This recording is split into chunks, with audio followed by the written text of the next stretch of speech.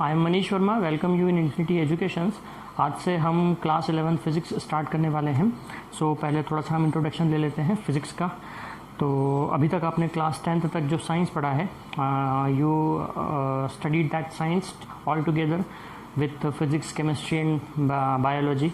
ठीक है, एक छोटी सी पतली सी एक बुक हुआ करती थी NCERT की, जिसमें पूरा साइंस आ जाता था क्लास 10 तक। लेकिन आज से आपके एक नई लाइफ की, समझिए कि लाइफ की शुरुआत हो रही है। ठीक है, एक नई लाइफ स्टार्ट हो रही है आज से क्लास 11th। ठीक है, क्लास 11th में आपने ये डिसीजन लिया है कि आपको PCM लेना है, फिज़िक्स केमिस्ट्री मैथमेटिक्स पढ़ना है, या फिज़िक्स केमिस्ट्री बायोलॉजी पढ़ना है। ओके, फिज़िक्स दोनों में ही कॉमन है, आप मैथमेटिक्स लें या बायोलॉजी लें। ठीक है, अगर आपने टारगेट किया है कि आप IITs के लिए या नीट के लिए प्रिपरेशन कर रहे हैं, यानी कि कॉम्पिटिटिव एग्ज़ाम्स भी आपको देनी है, कॉम्पिटिटिव एग्ज़ाम भी आपको फेस करनी है, तो फिज़िक्स जो है वो एक बहुत ही इम्पॉर्टेंट रोल, फिज़िक्स का बहुत ही एक इम्पॉर्टेंट रोल होता है उसमें। ठीक है, देखिए क्या इंपॉर्टेंट रोल होता है, थोड़ा सा मैं पहले आपको एक जनरल इंट्रोडक्शन दे देता हूँ कि आपको पढ़ना क्या है क्लास 11th में, है ना। बाकी तो हम फिर स्टडी अपनी करते रहेंगे, पूरा साल हमें स्टडी करनी है थ्रू आउट, जब तक कि आपकी एग्जामिनेशन कंप्लीट नहीं हो जाती, भले ही आपकी स्कूल एग्जामिनेशन हो, बोर्ड एग्जामिनेशन हो, या फिर कॉम्पिटिटिव एग्जामिनेशन हो, IIT JEE या नीट हो। ठीक है, तो थोड़ा सा क्या जनरल इंट्रोडक्शन मैं आपको देना चाहता हूँ साइंस के बारे में, चूँकि आपने साइंस पढ़ने का डिसीजन लिया है क्लास 11th से। ओके, बहुत ही ब्रेव डिसीजन है और होना भी चाहिए, क्योंकि साइंस अगर आप नहीं पढ़ते तो फिर क्या पढ़ना है क्लास 11th में जाकर के, क्योंकि बाकी चीज़ें कुछ पढ़ने लायक मैं समझता नहीं हूँ कि बाकी कुछ फिर पढ़ने लायक होता है। ठीक है, आपने साइंस सब्जेक्ट लिया है, इट मीन्स कि आपने अपनी लाइफ में एक एम डिसाइड किया है कि आपको कुछ करना है। ठीक है, साइंस लेकर के लोग सिर्फ इंजीनियर या डॉक्टर ही नहीं बनते हैं। साइंस पढ़ने के बाद जो बच्चे होते हैं वो सिर्फ इंजीनियर या डॉक्टर ही नहीं बनते हैं, वो अपनी लाइफ में बहुत ज़्यादा आगे तक भी जा सकते हैं। ठीक है, वो साइंटिस्ट भी बन सकते हैं। आप अपना एम केवल एक ही जगह फिक्स मत रखिएगा कि मुझे इंजीनियर ही बनना है या मुझे डॉक्टर ही बनना है ये पढ़ करके। ठीक है, जो आपने अपना एक एम डिसाइड किया हुआ है वो तो है ही, आपको उस डायरेक्शन में आगे बढ़ना ही है। और मैं आपको शुभकामनाएं देता हूँ कि आपने जो भी अपना एम डिसाइड किया है, ठीक है, तो वहाँ तक आप पहुँचें। बट उसके पहले, चूँकि आज से आपकी एक नई लाइफ की स्टार्ट हो रही है, आप फिज़िक्स केमिस्ट्री मैथ्स या फिज़िक्स केमिस्ट्री बायोलॉजी पढ़ना स्टार्ट करने वाले हैं, तो हमेशा देखिए शुभ से शीघ्रम एक होता है, और शुभ से शीघ्रम, कि शुभ काम को जितना जल्दी स्टार्ट कर दिया जाए उतना ज़्यादा अच्छा होता है। ठीक है, आपने बहुत ही अच्छा डिसीजन लिया है अभी से पढ़ाई स्टार्ट करने के लिए। वैसे तो आपकी पढ़ाई बहुत पहले स्टार्ट हो जानी चाहिए थी, मैं भी स्टार्ट हो गया है, हम तो अपनी पढ़ाई अप्रैल में ही स्टार्ट कर देते थे। ठीक है, बट इट्स ओके, कोई बात नहीं है। हम जब से हमारी पढ़ाई स्टार्ट हो रही है तब से ही हम इसको अच्छे से पढ़ाई करेंगे अब आगे। तो फिज़िक्स में क्या पढ़ना है आपको मैं थोड़ा सा इंट्रोडक्शन देता हूँ कि क्या पढ़ना है। जैसा कि मैं बता रहा था, 10th क्लास में एक पतली छोटी सी एक बुक हुआ करती थी साइंस की, मेरे पास रखी है, मैं निकालता हूँ, ये रखी होगी साइंस की आपकी NCERT, ये रही आपकी साइंस की NCERT। ठीक है, जो आप क्लास 10th में पढ़ते थे, है ना। एक इतनी सी छोटी सी एक बुक हुआ करती थी जो आप पूरे साल में इसको पढ़ के फिनिश करते थे, रिवाइज करते थे। लेकिन अब यहाँ पर आपको फिज़िक्स, केमिस्ट्री और मैथमेटिक्स तीनों ही सब्जेक्ट के लिए देखिए डिफरेंट टाइप की बुक्स आपको स्टडी करनी है। आपको सिर्फ NCERT पर डिपेंडेंट नहीं रहना है, आपको रेफरेंस बुक्स भी पढ़नी है। स्पेशली अगर मैं फ़िज़िक्स की बात करूँ तो मैं कुछ बुक्स के नाम यहाँ पर आपको लिख रहा हूँ कि आपको कौन सी बुक्स रेफ़र करनी है। ठीक है, जैसे आप NCERT तो पढ़ते ही हैं, अगर आप स्कूल बोर्ड के लिए फ़ोकस कर रहे हैं, यानी कि आपको केवल आपका 11th का एग्ज़ामिनेशन ही देना है, सिर्फ 11th या 12th का केवल एग्ज़ामिनेशन देना है, स्कूल एग्ज़ामिनेशन, स्कूल एकेडमिक्स की बात करें तो आप NCERT तो रेफ़र करेंगे ही, क्योंकि इसी में से क्वेश्चन आते हैं, NCERT के ऊपर बेस्ड ही क्वेश्चन आते हैं फाइनल एग्जामिनेशंस में। बट ये स्कूल्स पर डिपेंड करता है, कुछ स्कूल थोड़े से एडवांस लेवल का पेपर भी निकालते हैं, क्योंकि वो थोड़े से एडवांस लेवल की आपको स्टडी करते हैं। तो अगर आपको थोड़ा सा एडवांस लेवल पर जाना है तो आप प्रदीप रेफ़र करें। ठीक है, प्रदीप रेफ़र करें, या S दिनेश की बुक आती है, S दिनेश, आप ये रेफ़र करें। ठीक है, अगर आप स्कूल बोर्ड की बात कर रहे हैं, अगर आप सिर्फ फोकस्ड हैं किसके ऊपर, आपके स्कूल एकेडमिक के ऊपर, तो यही सफिशेंट है। इसके अलावा आप ये भी मैं आपको थोड़ा सा समझाता हूँ कि क्या है। लेकिन अगर आप IIT JEE की बात कर रहे हैं तो सबसे पहले आपसे ये होना चाहिए, क्योंकि ये सबसे ईजीएस्ट लेवल हो गया आपका। ठीक है, फिर आपने प्रदीप को सॉल्व किया। ठीक है, IIT JEE के लिए अगर मैं बात करूँ तो इन दोनों के बाद फिर आप आ जाते हैं HC वर्मा पे। आपको कौन सी बुक रेफ़र करना है फिज़िक्स के लिए? HC वर्मा रेफ़र करना है। ठीक है, HC वर्मा अगर आपने फिनिश कर दी पूरी, इसका मतलब आप मेंस के लिए प्रिपेयर्ड हैं। HC वर्मा आपने फिनिश कर दी ना, इसका मतलब आप मेंस के लिए प्रिपेयर्ड हैं। जेई मेंस आपकी आसानी से निकल सकती है अगर आपने HC वर्मा पूरी सॉल्व कर ली है तो फिजिक्स की, ठीक है। और HC वर्मा डायरेक्ट हम HC वर्मा लेकर के नहीं बैठेंगे। देखिए आप सीधे सीधे से 4th या 5th क्लास को पास करके निकल गए थे क्या? नहीं, पहले आपने नर्सरी में एडमिशन लिया था, ठीक है, फिर आपका KG1 KG2 first second third, ऐसे स्टेप बाय स्टेप चलकर ही आप 5th 6th और आप 11th तक पहुँचे हैं, है ना। आप क्या बिना 10th को पढ़े 11th तक आ जाते? नहीं आते ना, आपको कुछ समझ नहीं आता अगर आप 11th में डायरेक्ट आ जाते तो पढ़ने के लिए। वैसे ही हमें स्टेप बाय स्टेप ही चलना है। फिजिक्स की बात कर रहा हूँ मैं, स्टेप बाय स्टेप ही चलना है। आपको सबसे पहले आपका NCERT का कंसेप्ट क्लियर करना है कि NCERT में क्या है सिलेबस में आपके, ठीक है। वो एक बिल्कुल ही बेसिक लेवल है, बहुत ही फंडामेंटल लेवल है। अगर आपने NCERT का कंसेप्ट समझ लिया है, ठीक है ना, तो प्रदीप की प्रॉब्लम सॉल्व करनी है हमें। मैं JEE के लिए बता रहा हूँ स्टूडेंट्स को, प्रदीप की प्रॉब्लम सॉल्व करनी है आपको। जो प्रदीप की बुक होती है उसकी प्रॉब्लम्स लेकर के बैठनी है और उसकी प्रॉब्लम सॉल्व करना स्टार्ट करना है, ठीक है। अगर आप प्रदीप की प्रॉब्लम सॉल्व कर पा रहे हैं, ओके, फिर आप उठाइए HC वर्मा, ठीक है। देन आप HC वर्मा की प्रॉब्लम्स क्या कर सकते हैं, सॉल्व कर सकते हैं। HC वर्मा को लेकर के बैठिए और HC वर्मा की प्रॉब्लम सॉल्व करना स्टार्ट कीजिए। आपसे ये प्रॉब्लम्स खुद सॉल्व होना चाहिए। ऑब्वियसली टीचर्स होंगे आपकी हेल्प के लिए, होंगे, मैं हूँ आपकी हेल्प के लिए, ठीक है। हम क्या कर सकते हैं, एक पर्टिकुलर चैप्टर जो है आपका अगर स्टार्ट किया है, उस टॉपिक को समझ के हमने, अगर हम कॉम्पिटिटिव एग्जाम की बात करें, JEE मेंस की बात करें, एडवांस की बात कर रहे हैं, तो हमें न्यूमेरिकल फोकस्ड होना पड़ता है क्योंकि MCQ टाइप के क्वेश्चंस आते हैं। हमारा न्यूमेरिकल पार्ट अच्छा होना चाहिए। न्यूमेरिकल हमें ढेर सारे न्यूमेरिकल करना है, एक ही चैप्टर के एक ही टॉपिक के हमें कई सारे न्यूमेरिकल करना है। लेकिन ये मान के चलिए कि अगर हमने आपको 10 क्वेश्चन सॉल्व करवाए हैं तो आपको अपनी साइड से 100 क्वेश्चन सॉल्व करना है, और बल्कि जितने ज़्यादा हो सके आपसे उतने ज़्यादा सॉल्व करना है, ठीक है। और ऐसा बिल्कुल नहीं करना है कि आपने एक बार कोशिश की, 2 बार कोशिश की, नहीं आया, छोड़ दिया, आप सर से पूछ लेंगे या इंटरनेट पे उसका सॉल्यूशन निकाल लेंगे। एक बात साफ साफ, आज पहला लेक्चर है, मैं आपको समझा देता हूँ, एक बात साफ साफ समझ लीजिए, अच्छी तरह से समझ लीजिए, ठीक है। और अगर आप उसको फॉलो करते हो तो ही क्लास में बैठिए, अदरवाइज़ मत बैठिए क्लास में, आज से ही छोड़ दीजिए। मैं बिल्कुल नहीं पढ़ा सकता। और वो बात क्या है, आप कभी भी इन दिस ड्यूरेशन, जब तक आप पढ़ रहे हैं, मुझसे पढ़ रहे हैं, तब तक आप इंटरनेट की हेल्प नहीं लेंगे, आप गूगल की हेल्प नहीं लेंगे, आप किसी भी वेबसाइट की हेल्प नहीं लेंगे अपनी प्रॉब्लम को सॉल्व करने के लिए। ऐसा मैं क्यों कह रहा हूँ, क्योंकि 90% स्टूडेंट इसी वजह से फेल हो जाते हैं, एग्ज़ाम को क्रैक नहीं कर पाते हैं, क्योंकि वैसे वो इतना बर्डन ले नहीं पाते हैं और फिर वो प्रॉब्लम को खुद सॉल्व करने की कोशिश नहीं करते हैं, गूगल से सॉल्व करवाते हैं। आप गूगल पे थोड़ा सा क्वेश्चन टाइप करेंगे, आपको ढेर सारे सोल्यूशन मिल जाएंगे, कई सारी वेबसाइट्स खुल जाएंगी और उसके सोल्यूशन वहाँ पर होंगे। लेकिन इसमें आपका एफर्ट कहाँ लगा, इसमें आपने अपना दिमाग कहाँ लगाया। आपको एक प्रॉब्लम को सॉल्व करना हमने सिखाया, डिफरेंट टाइप की प्रॉब्लम्स हमने सॉल्व की, आपको करके बताई कि कैसे सॉल्व करते हैं। जब आप अपना खुद का दिमाग लगा के उसको सॉल्व करने की कोशिश करोगे, और 1 बार नहीं, 2 बार नहीं, 3 बार नहीं, 4 बार नहीं, आप कितनी बार फेल होगे उस प्रॉब्लम को सॉल्व करने में, 5 बार, 6 बार, 10 बार, 11वीं बार में तो आप उसका आंसर निकाल पाओगे।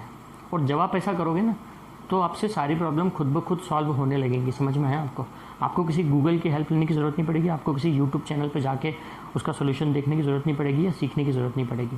सबसे इंपॉर्टेंट चीज़ मैं आपको बता रहा हूँ, मेरा अभी तक का एक्सपीरियंस है, ठीक है। स्टूडेंट जो होते हैं ना, बीच में से ही जो उनका दिमाग डाइवर्ट हो जाता है या उनको लगने लगता है कि अरे बस हो गया, अब क्या हो सकता है, कुछ नहीं हो सकता, मुझसे तो प्रॉब्लम सॉल्व हो नहीं रही। ये जो वर्ड आता है ना, मुझसे तो प्रॉब्लम सॉल्व हो नहीं रही, हर एक के लिए मेरे को सॉल्यूशन देखना पड़ता है, ये तब होता है ना जब हम खुद सॉल्व करने की कोशिश ही नहीं करते। हम तुरंत यूट्यूब खोल लेते हैं, हम तुरंत गूगल पर डाल देते हैं क्वेश्चन और उसका सोल्यूशन हमारे सामने आ जाता है। जब आप कार ड्राइविंग स्कूल में जाते हो और कार चलाना सीखते हो, तो पहली बार में या पहले दिन में ही कार चलाना आपको आ जाती है क्या? नहीं, वो आपको कार चलाना सिखाता है ड्राइवर।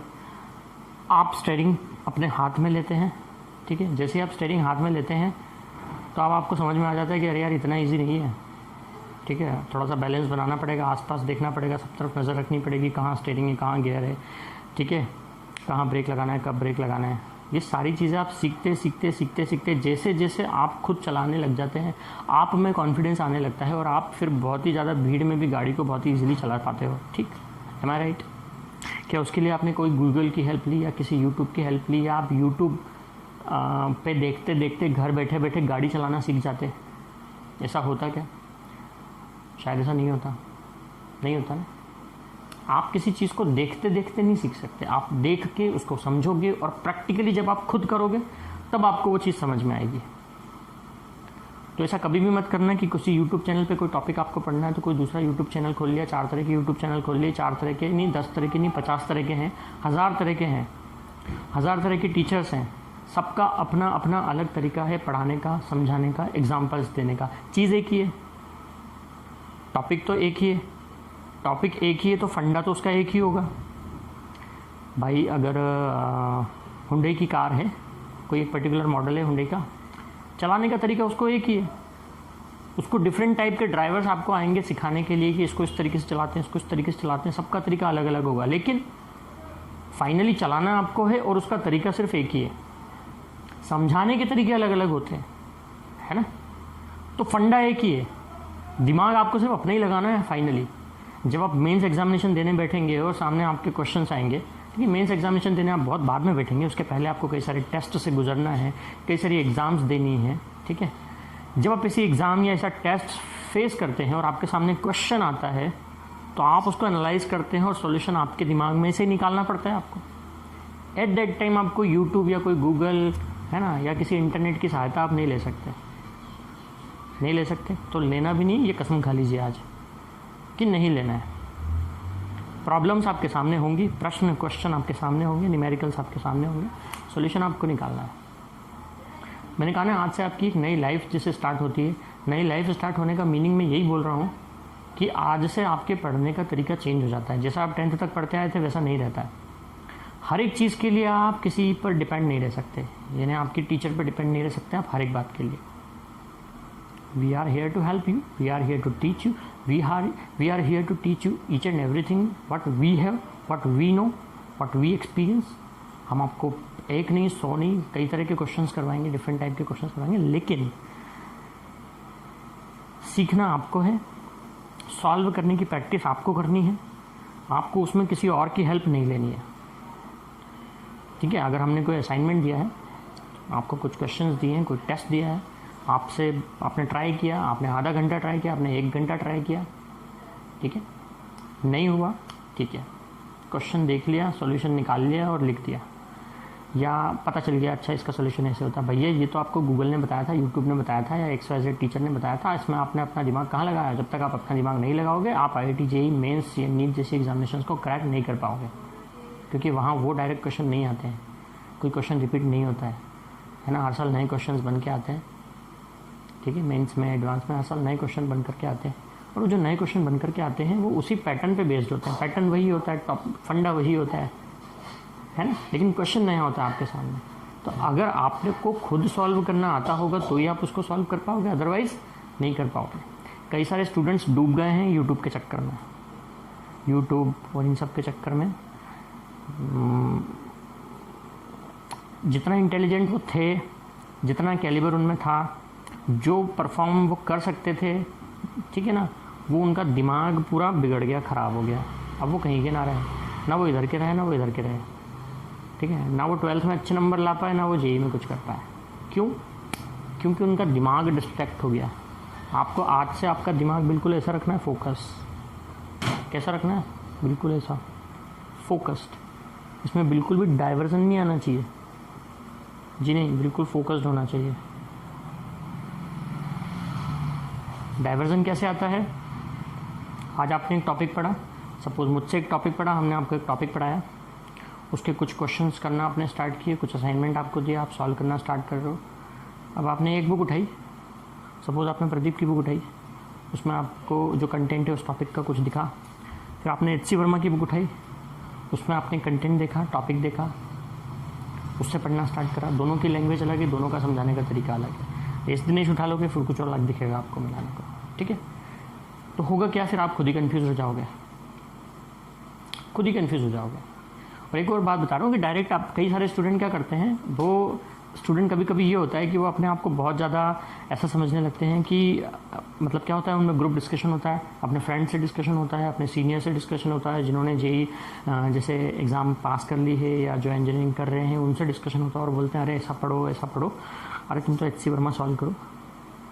अगर आप सीधे HC वर्मा लेकर के बैठ जाओगे तो उसमें जो फर्स्ट आपको टॉपिक मिलेंगे, उसमें जो टॉपिक आपको मिलेंगे मतलब, है ना, those are not in sequence, those are not in sequence. उसमें मैकेनिक्स आपको पहले बता दिया, फ्रिक्शन बाद में आया है, ठीक है, या forces and laws of motion आपने पहले पढ़ लिया, या फ्रिक्शन पहले पढ़ लिया, forces and laws of motion काफ़ी बाद में आया जा रहा है, ठीक है। तो वो सीक्वेंस में नहीं है। आप HC वर्मा तब सॉल्व कर पाओगे जब आपने उस लेवल की, उससे बिलो लेवल की जो प्रॉब्लम्स है, उससे उसका जो फंडामेंटल है, उसका जो कंसेप्ट है वो पहले समझ लिया है। HC वर्मा बुक में आपको पूरा क्लियरली सब कुछ लिख के नहीं बताया, पूरा डिटेल में एक्सप्लेन करके नहीं बताया। उसमें सिर्फ न्यूमेरिकल प्रॉब्लम सॉल्व करनी है आपको, इसके अलावा और कुछ नहीं। थ्योरी उससे नहीं पढ़नी है आपको। थ्योरी उसमें बहुत ही छोटी सी है, थोड़ी बहुत कम थ्योरी है ना, जो आप इतना जल्दी नहीं समझ सकते। समझ में आया आपको? और अगर आप इस बात की कसम खाते हैं कि हाँ फ्यूचर में ऐसा कुछ नहीं करेंगे, डिस्ट्रैक्ट नहीं होंगे किसी भी चीज़ से, फ्रेंड बोलता है कि वो फलाना फलाना पढ़ो, वो फलाने सर का लेक्चर उस पर आता है, यूट्यूब चैनल पे आता है, आप क्या कर रहे हो? आप पता है आपके पास में जो टाइम है वो तो लिमिटेड है 24 आवर्स, है ना। 1 ईयर ही मिलता है आपको एक क्लास को क्लियर करने के लिए।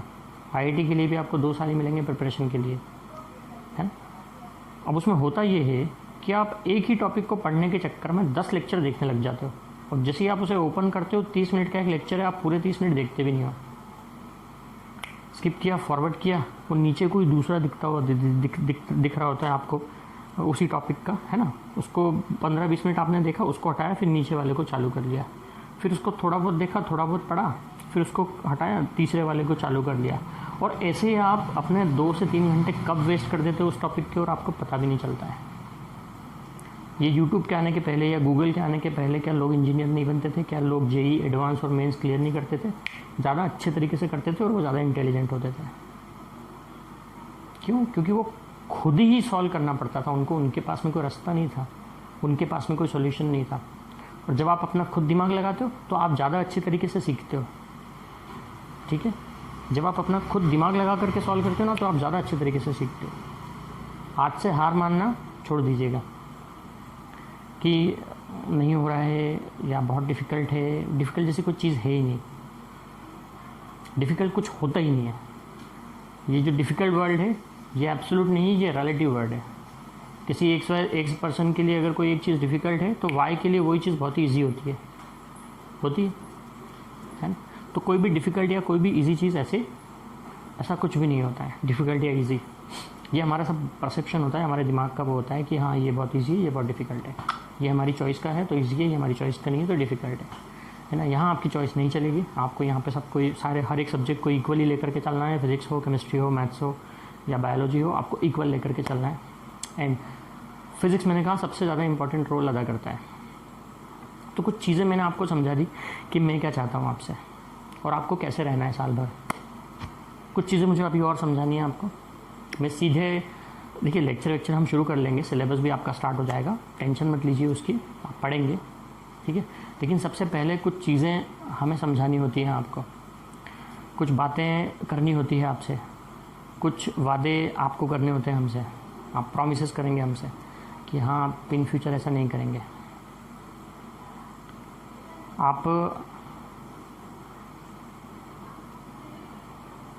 मैं आपको एक एग्जांपल देता हूँ। जैसे अभी रामायण और महाभारत तो आ ही रही थी, टीवी पर आ ही रही है, अभी भी आ रही है। रामायण ख़त्म हो गई, दूसरे चैनल पर फिर से स्टार्ट हो गई है, महाभारत भी चल रही है ना। शायद हो सकता है कि आपने देखी हो, अगर तब नहीं देखी होगी जब पहले आती थी तब तो ऑब्वियसली आप तब होगी भी नहीं। हम खुद ही बहुत ज़्यादा छोटे थे। तो अभी रामायण और महाभारत शायद आपने देखी होगी, और अगर नहीं देखी हो तो फिर भी देख लीजिएगा, ऑनलाइन देख लीजिएगा, है। क्या होता था कि जब बच्चे बहुत छोटे होते थे तो उन्हें गुरुकुल में भेज दिया जाता था पढ़ने के लिए।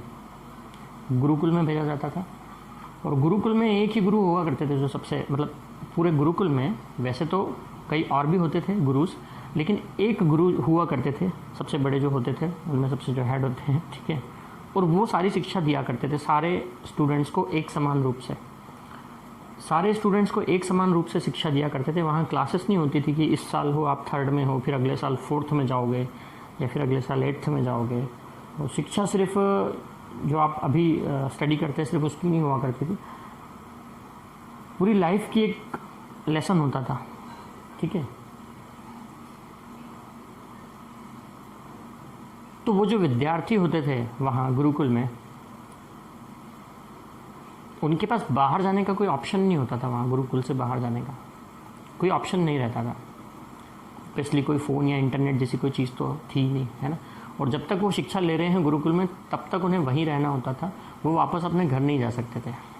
जब उनकी शिक्षा ख़त्म हो जाती थी उसके बाद ही वो अपने घर जाते थे, भले वो किसी राजा महाराजा के लड़के हों या किसी बहुत ही छोटे व्यक्ति के लड़के हों, है ना। तो वो क्या काम करते थे, सारे विद्यार्थी, सारे जो स्टूडेंट होते थे वो क्या करते थे, वो उस गुरु की आज्ञा का पालन करते थे।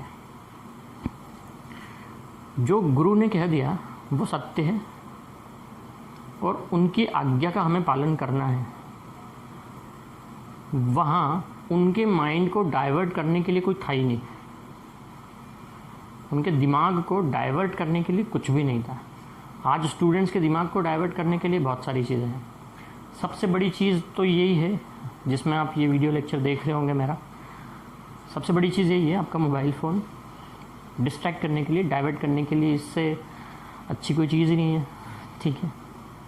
बस यही कि आप इसका सही इस्तेमाल करें तो ये बहुत अच्छा है, लेकिन गलत इस्तेमाल करें तो आपका समय भी व्यर्थ होगा, आपका टाइम वेस्ट बहुत होगा, और आप जहाँ पहुँच सकते हैं लाइफ में वहाँ नहीं पहुँच पाएंगे, ठीक।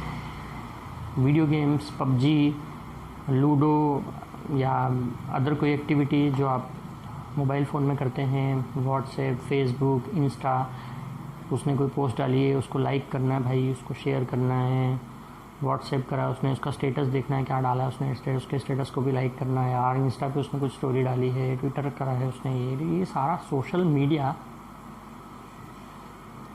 बेटा आपके लिए नहीं है। कम से कम अगले 2 साल के लिए सबको छोड़ दीजिए आप। व्हाट्सएप पे बार बार स्टेटस चेक करना लोगों के, फेसबुक पे चेक करना, बार बार क्लिक करना, नोटिफिकेशन आया टुन से बचता है, ठीक है। Insta story, Twitter, YouTube, all these social media आज से आपको छोड़ना पड़ेगा। ये सोशल मीडिया को आप छोड़ दीजिए अगर आप कुछ अच्छा करना चाहते हैं और कुछ सीखना चाहते हैं आज से, क्योंकि आपकी वास्तविक पढ़ाई जो होती है वो आज से शुरू होती है, 11th क्लास से ही शुरू होती है। तो अगर आपको कुछ करना है तो ये सारे सोशल मीडिया को छोड़ दीजिए आज से। असर हम कैसे छोड़ें, आदत पड़ गई है, फ़ोन रखने की आदत है, फ्रेंड का मैसेज आएगा, कुछ इम्पोर्टेंट होगा तो किसी का कुछ मतलब मुझे इन्फॉर्मेशन आएगी तो मैं इन्फॉर्मेशन कैसे लूँ। आपकी अपनी लाइफ से ज़्यादा इम्पोर्टेंट क्या है इसमें आज के बाद, ये बताइए मुझे। कुछ भी नहीं है। आपका फ्रेंड भी इतना इम्पोर्टेंट नहीं होगा फ्यूचर में जा कर के, आपको नहीं पता कि वो कहाँ होगा और आप कहाँ होंगे दैट टाइम। आपको नहीं पता कि आपके XYZ रिलेटिव, ठीक है, फ्यूचर में आपके साथ होंगे कि नहीं होंगे, वो आपकी कितनी हेल्प करेंगे नहीं करेंगे, आप अच्छा करोगे तो अच्छा बोलेंगे भी कि नहीं बोलेंगे, ठीक है, यू डोंट नो। सो आपके लिए भी सबसे ज़्यादा इम्पॉर्टेंट चीज़ क्या है, लर्निंग, साइंस को सीखना है। आज से आप साइंस को सीखना शुरू कर रहे हैं, ठीक है, लर्निंग सबसे ज़्यादा इम्पॉर्टेंट है। तो सोशल मीडिया छोड़ दीजिए आज से, ठीक है, छोड़ने की शुरुआत कर दीजिए। जितना टाइम आप अभी तक देते थे उस टाइम को कम करते जाइए, क्योंकि ऑब्वियसली आप उस टाइम को कम करोगे तभी आपको पढ़ाई के लिए टाइम ज़्यादा मिलेगा। आपके पास जो 24 आवर्स हैं उसमें से जितना टाइम भी आप सोशल मीडिया पे, फ़ोन पे या लैपटॉप पे या कहीं जैसे स्पेंड करते हैं आप, ठीक है, उसे कम करना स्टार्ट कीजिए ताकि पढ़ाई के लिए आपको ज़्यादा टाइम मिले। पढ़ना में मेरा पढ़ाने का तरीका थोड़ा सा ऐसा है कि मैं सिर्फ किताबी ज्ञान नहीं देता हूँ, मैं उसमें बिलीव भी नहीं करता हूँ। मैं किताबी ज्ञान नहीं देता सिर्फ और सिर्फ, जो प्रैक्टिकल लाइफ है, जो एक्चुअल है वो पढ़ना है आपको, जो रियल लाइफ में होता है, ठीक है। किताब में लिखी हुई हर बात सही नहीं होती। एक एग्जाम्पल के लिए अगर मैं आपको बताऊं कि अभी तक आपने 10th क्लास तक जो साइंस पढ़ा है या बच्चों को जो सिखाते हैं कि ये ब्रह्मांड की उत्पत्ति कैसे हुई, यूनिवर्स का इवोल्यूशन कैसे हुआ, क्या बताते हैं कि एक कोई बड़ा सा ऑब्जेक्ट था और उसमें क्या हुआ, विस्फोट हुआ। Big bang theory, big bang theory. एक कोई ऑब्जेक्ट था, बहुत बड़ा सा एक ऑब्जेक्ट, और उसमें क्या हुआ, ब्लास्ट हुआ, और ये सारे प्लैनेट्स और स्टार्स और ये गैलेक्सीज और ये सब बने। भाई मुझे ये बताइए, वो जो ऑब्जेक्ट था तो कहाँ से आया, वो कहाँ से अवतरित हो गया एकदम से, वो ऑब्जेक्ट आया कहाँ से वो ऑब्जेक्ट? और चलो वो ऑब्जेक्ट आ भी गया तो उसके अंदर विस्फोट या जो बिग बैंग हम जिसको बोल रहे हैं कि वो जो ब्लास्ट हुआ अंदर से उसके अंदर, है ना, वो अपने आप कहाँ से हो गया, उसको कहाँ से एनर्जी मिली वो ब्लास्ट होने के लिए? और चलो वो अगर ब्लास्ट हो भी गया किसी तरीके से, तो ये जितनी गैलेक्सीज हैं, स्टार्स हैं, प्लैनेट्स हैं, ये इतना सिस्टमेटिकली कैसे जमे हुए हैं, और इतना सिस्टमेटिकली जमे हुए हैं और रिवॉल्व कर रहे हैं प्लैनेट सन के अराउंड, अपने अपने सन के अराउंड सारे प्लैनेट्स रिवॉल्व कर रहे हैं। ये पूरी एक गैलेक्सी, एक सोलर सिस्टम है, कोई एक दूसरे से नहीं टकरा रहा है, ठीक है। इतने सारे डिफरेंट स्टार्स और प्लैनेट्स सब बिल्कुल इतने सिस्टमेटिक अरेंजमेंट में कैसे जम गए वो ब्लास्ट होने के बाद में? और ये ब्लास्ट हुआ या ये जो प्लैनेट्स और सोलर सिस्टम्स और ये सारी चीज़ें हैं, तो इसके अराउंड जो है खाली जगह, ब्लैंक स्पेस जो है, वो क्या है, वो कहाँ से आया? ये बिग बैंग थ्योरी बताती नहीं बताती? तो मैं नहीं सही मानता बिग बैंग थ्योरी को। जब पढ़ाया गया स्कूल में तब हमने भी पढ़ लिया और सीख लिया, समझ लिया। जब हमने पढ़ाना शुरू किया तो हमने भी यही पढ़ाया, मजबूरी में हमको भी यही पढ़ाना होता है साइंस में, क्योंकि वो बुक में लिखा हुआ है, ठीक है। आपको भी एग्ज़ाम में वही लिखना होता है, क्योंकि आप वो लिखोगे तो ही आपको मार्क्स मिलेंगे और आप पास होगे, ठीक है।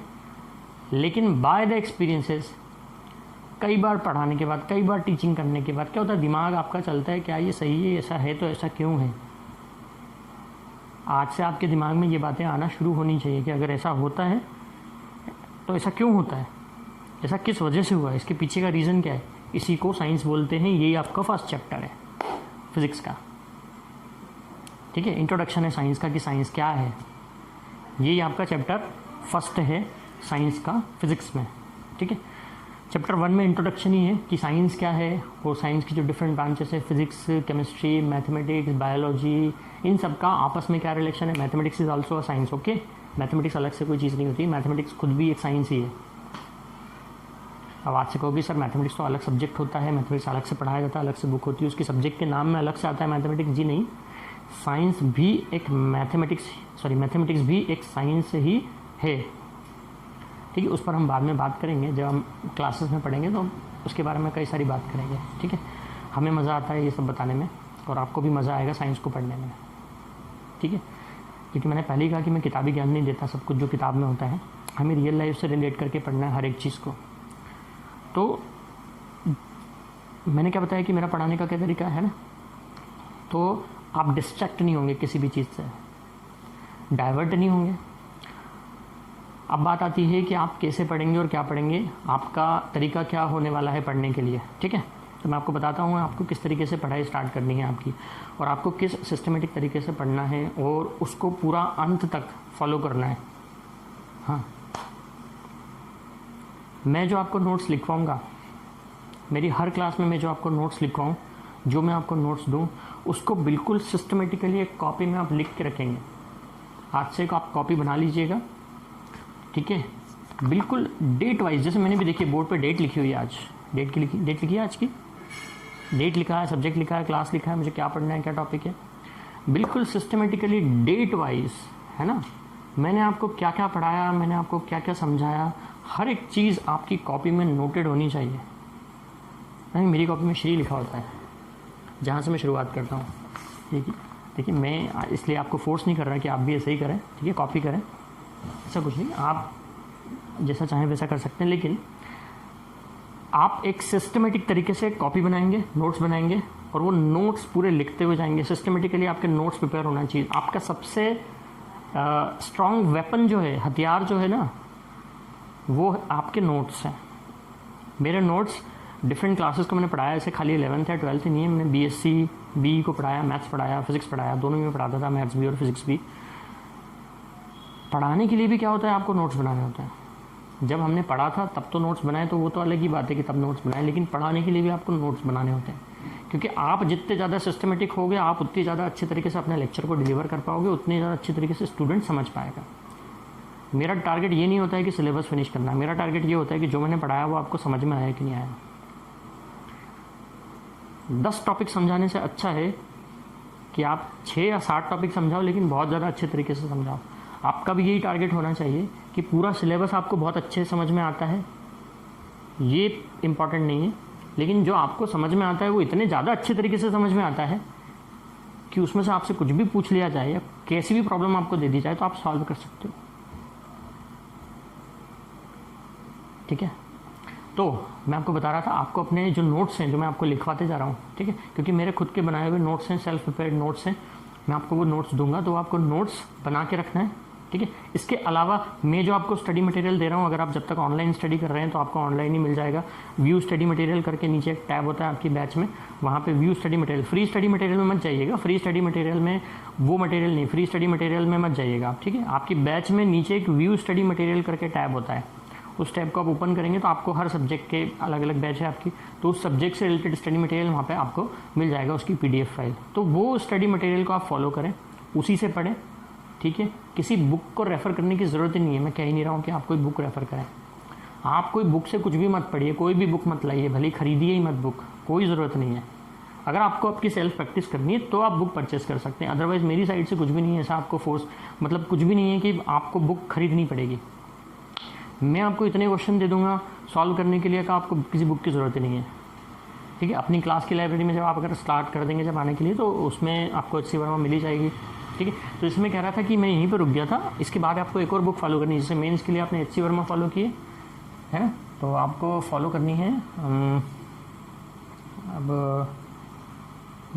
DC Pande, DC Pande advance अगर आपको क्लियर करना है तो फिर आपको DC पांडे तक की प्रॉब्लम भी सॉल्व करते आना चाहिए। ठीक है, DC पांडे की प्रॉब्लम भी आपसे क्या होनी चाहिए, सॉल्व होनी चाहिए एडवांस के लिए। और अगर आपने DC पांडे जो है, DC पांडे की प्रॉब्लम भी सॉल्व करना से स्टार्ट कर दी और आपको आने लग गए हैं क्वेश्चन, ठीक है, कि हाँ आप DC पांडे के जो क्वेश्चन हैं वो कॉन्फिडेंटली सॉल्व कर पा रहे हैं, तो फिर इससे भी ज़्यादा हाई लेवल की एक और बुक होती है, और वो होती है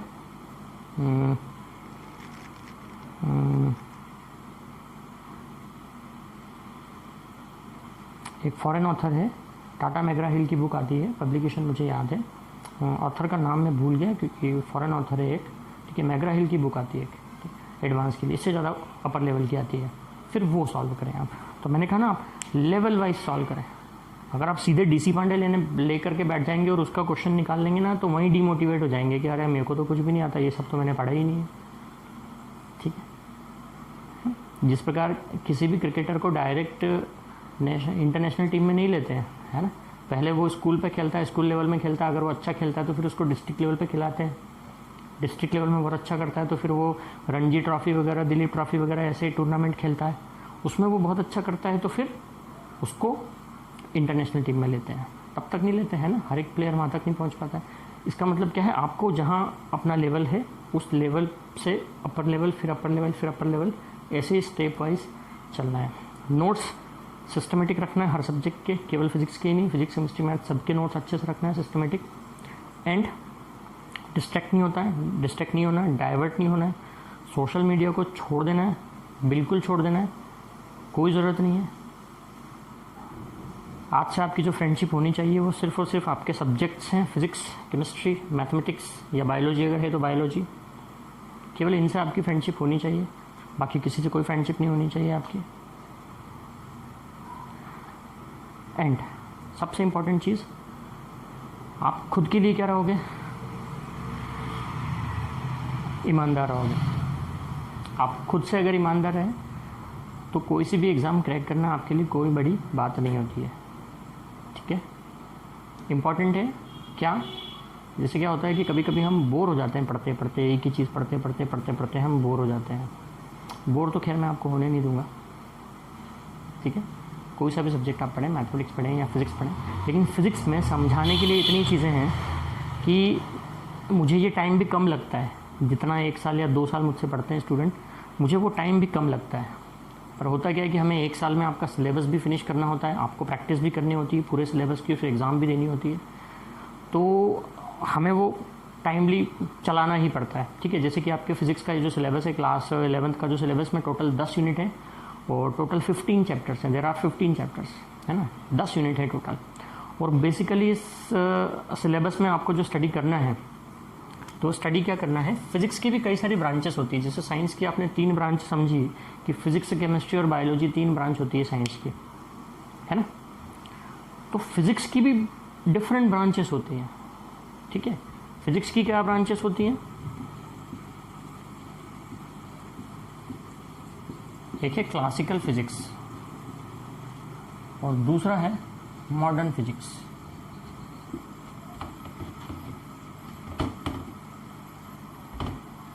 क्लासिकल फिजिक्स और मॉडर्न फिजिक्स। क्लासिकल फिजिक्स में क्या क्या आता है, मैकेनिक्स आता है, थर्मोडायनेमिक्स आता है,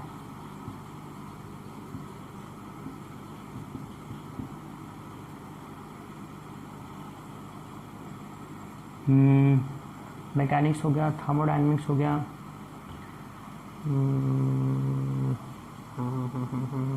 और क्या आएगा,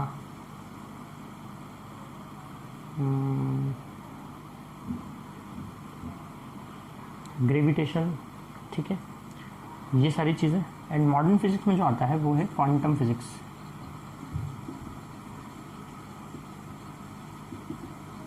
क्या आता है आपका, क्वांटम फिजिक्स। ठीक है, क्लास 11th में जो आपको स्टडी करना है वो ये स्टडी करना है। 11th का जो आपका सिलेबस है उसमें मोस्ट ऑफ द पार्ट जो है वो मैकेनिक्स का है। आपकी first unit, second unit, third unit, fourth unit, fifth unit, even 6th unit तक भी ये सब क्या है, मैकेनिक्स ही है आपका। 2 यूनिट आपके थर्मोडायनेमिक्स की है उसमें, बाकी पूरा मैकेनिक्स का पार्ट है। ठीक है, और ऑसिलेशन एंड वेव्स आता है, वो भी क्या मैकेनिक्स का एक पार्ट होता है। तो क्लास 11th में बेसिकली आपको क्या स्टडी करना है, मैकेनिक्स स्टडी करना है और थर्मोडायनेमिक्स स्टडी करना है। क्लास 12th में आप स्टडी करोगे ऑप्टिक्स। ये जो ऑप्टिक्स है, ये क्लासिकल फिजिक्स में ऑप्टिक्स भी आता है। ऑप्टिक्स की भी 2 ब्रांचेस होती है, ray optics and wave optics.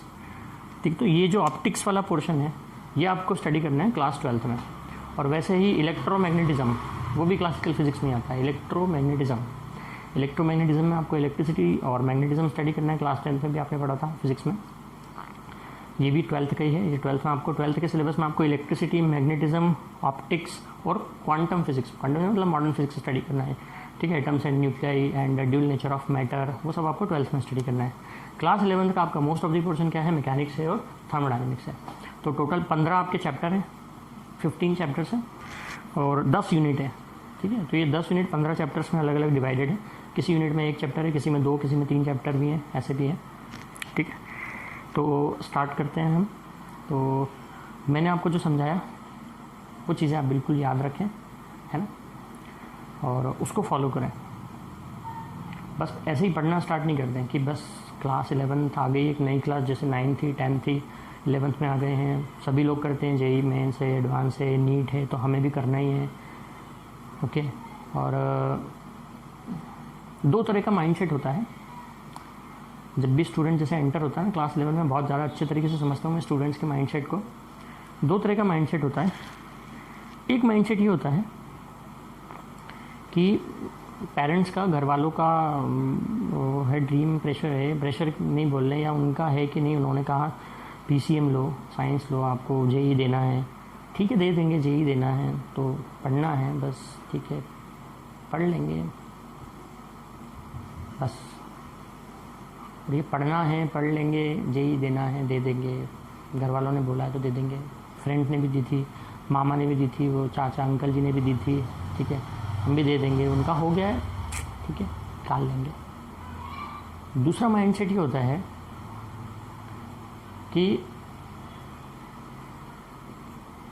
मैं आ तो गया हूँ यार, मैंने ले तो लिया है, सबने बोला है पीसीएम, अब मेरा होगा क्या यहाँ पे, मैं कर लूँगा क्या यार, सच में मुझसे हो पाएगी क्या, जेई मेंस निकल पाएगी, एडवांस निकल पाएगी, नीट मेरी एग्जामिनेशन निकाल पाऊँगा मैं, मेरे को बहुत अच्छा कॉलेज आईआईटी मिलेगा कि नहीं मिलेगा यार, आईआईटी छोड़ो यार, नीट में मतलब एनआईटीज़ भी मिल पाएगा कि नहीं मिल पाएगा यार, बहुत टफ है यार, क्या होगा, ठीक है, 2 माइंडसेट मैंने आपको बताया। ये दोनों में से ही कोई सा भी माइंडसेट आपका नहीं होना चाहिए, दोनों में से कोई सा भी माइंडसेट नहीं होना चाहिए आपका। आपका माइंडसेट क्या होना चाहिए? आप जो करने वाले हो या आपने जो करने का निश्चय लिया है वो किसी के भी इन्फ्लुएंस में आके आपने लिया हो, वो या तो आपके पेरेंट्स ने फोर्स किया हो या फ्रेंड्स के इन्फ्लुएंस में आके लिया हो या आपका खुद का एक सेल्फ डिसीजन हो, ठीक है।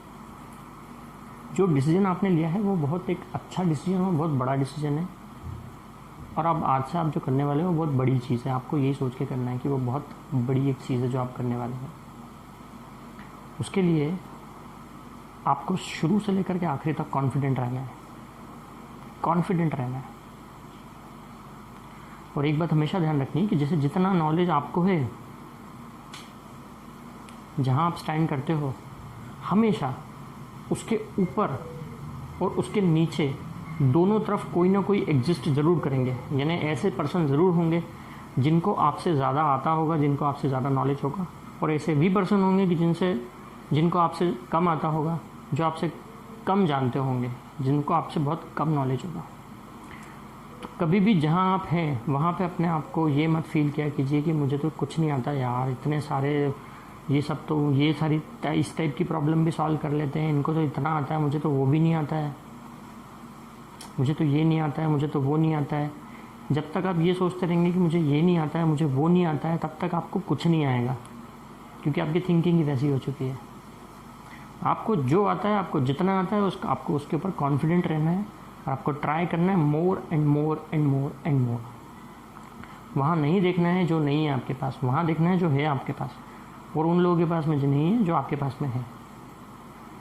यू विल फील कॉन्फिडेंट, ठीक है, क्योंकि मैंने कहा ना, आप कभी भी अपने आप से सेटिस्फाइड होंगे ही नहीं। तो क्योंकि कई सारे स्टूडेंट्स आपको ऐसे दिखेंगे कि जो आपसे ज़्यादा अच्छे लेवल की प्रॉब्लम भी सॉल्व कर पा रहे हैं, होंगे सही भाई, होंगे ही, बिल्कुल होंगे। लेकिन फाइनल जो टेस्ट है, फाइनल जो एग्जामिनेशन है, उनके और आपके बीच में वो कब होगा? जब आप एग्ज़ाम देने के लिए बैठेंगे। वहाँ उस 3 आवर्स में आपने जितना अच्छा बेस्ट दे दिया, जिसने जितना अच्छा बेस्ट दे दिया, वो उतने टॉप पे होगा। क्योंकि देखिए, किसी न किसी को तो टॉप पे आना ही है, कोई ना कोई तो आएगा ही टॉप पे, है ना। अगर आपने ये सोचने लग गए कि मैं टॉप पे कैसे आऊँगा, मैं टॉप पे कैसे आऊँगा, मैं टॉप पे कैसे आऊँगा, ये नहीं सोचना है कि टॉप पे कैसे आऊँगा। आपको तो ये रहना कि मैं टॉप पे ही हूँ, अपने आप को सीधे टॉप पे ही देख के रखना है आपको स्टार्टिंग से, कि मैं टॉप में ही हूँ कहीं ना कहीं, बस। ठीक है, आप पढ़ना स्टार्ट करते हैं। तो आपका जो सिलेबस है, उसका जो फर्स्ट चैप्टर है, जो फर्स्ट यूनिट है, उस फर्स्ट यूनिट में 2 चैप्टर हैं। ये मैंने कुछ बुक्स के नाम आपको लिखे हैं, या आप चाहें तो लिख लीजिएगा, ठीक है। पर मैंने अभी आपको कहा है, मैंने एप्लीकेशन पे जो अभी अपलोड किए हैं नोट्स, आप वो नोट्स को फॉलो करेंगे। अभी आप उसी से स्टडी करेंगे, जो मैं प्रैक्टिस शीट दूंगा आप वो सॉल्व करेंगे। और जो मैं नोट्स आपको यहाँ लिखवा रहा हूँ या लेक्चर में लिखवा रहा हूँ, कई बार ऐसा होगा कि मैं लेक्चर बोर्ड पे नहीं भी ले पाऊँगा, ठीक है, तो मैं कॉपी में लेक्चर लूँगा। क्योंकि अभी लॉकडाउन में क्या सारी जो शॉप्स वगैरह हैं बंद, तो हमारे पास जो इंक है वो बहुत ही लिमिटेड इंक है, ठीक है। इंक जो होता है बहुत ही लिमिटेड इंक है, तो कई बार ऐसा होगा कि मैं बोर्ड पर लेक्चर नहीं ले पाऊँगा, मैं कॉपी में लेक्चर लूँगा, मेरी वॉइस तो आएगी आपको, ठीक है ना। तो इस इंक को बचाने के लिए, क्योंकि बाहर शॉप्स वगैरह सब बंद है, हम परचेस नहीं कर सकते, हमारे पास में अभी नोट्स भी जो हैं वो सारे क्लास पे रखे हुए हैं, बुक्स भी क्लास पर है, ठीक है। तो अभी जो मटेरियल हमारे पास में है वो भी लिमिटेड मटेरियल है, घर पर जितना है बस उतना ही है, क्योंकि क्लास हम जा नहीं पा रहे हैं, है ना, ठीक है। तो चलिए स्टार्ट करते हैं हम, लेकिन चलिए स्टार्ट हम नेक्स्ट लेक्चर से करें, वेडनेसडे से स्टार्ट करेंगे तो ज़्यादा अच्छा होगा, ठीक है। अभी मैंने आपको बता दिया कि आपके सिलेबस में क्या है, 15 चैप्टर हैं और फर्स्ट यूनिट में 2 चैप्टर हैं। फर्स्ट यूनिट का जो पहला चैप्टर है वो केवल इंट्रोडक्शन है साइंस का, कि साइंस क्या है, साइंस की डिफरेंट फील्ड्स क्या हैं, ठीक है। तो वेडनेसडे तक वेट कीजिए, हम वेडनेसडे से फिजिक्स को स्टार्ट करते हैं। Okay, thank you.